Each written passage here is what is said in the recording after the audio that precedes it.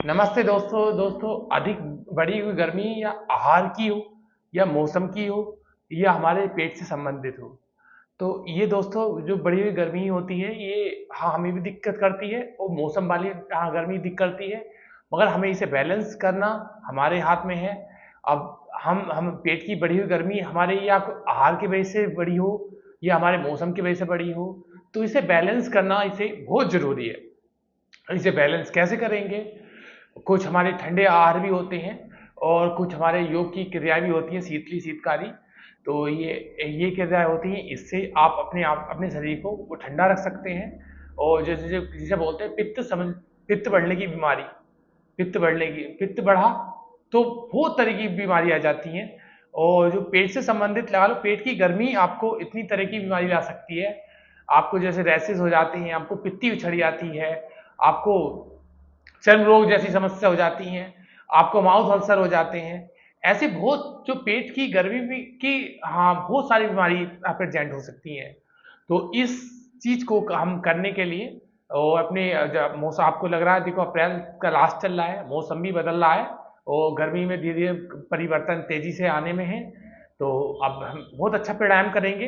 एक पाइप की तरह हम अपनी जीवा को अपने पाइप की तरह बना लेंगे और बहुत अच्छा अभ्यास है और इसका कोई साइड इफेक्ट नहीं है। और बस जो जिन्हें ज़्यादा साइनस जैसी समस्या है, जिनकी कफ की प्रगति ज़्यादा बढ़ती रहती है, तो उन्हें थोड़ा इससे बचना है।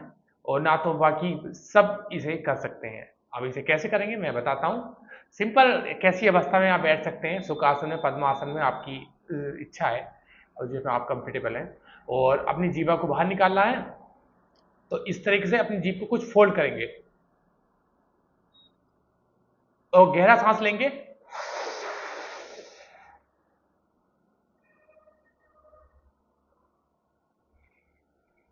फिर से गहरा सांस लेंगे।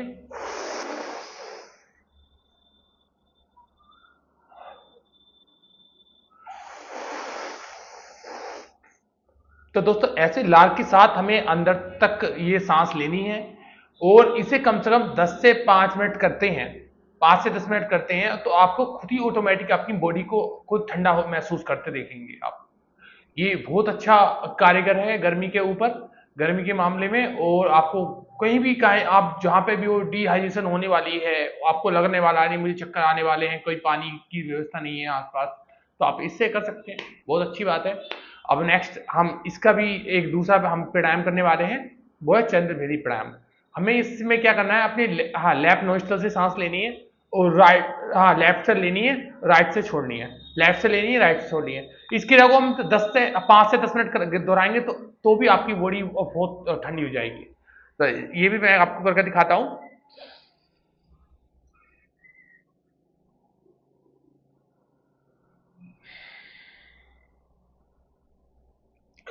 सांस ऐसा लें बिल्कुल आराम से, किसी की खुशबू सूंघ रहे हो, और छोड़ना भी ऐसे ही है और लेना भी ऐसे ही है।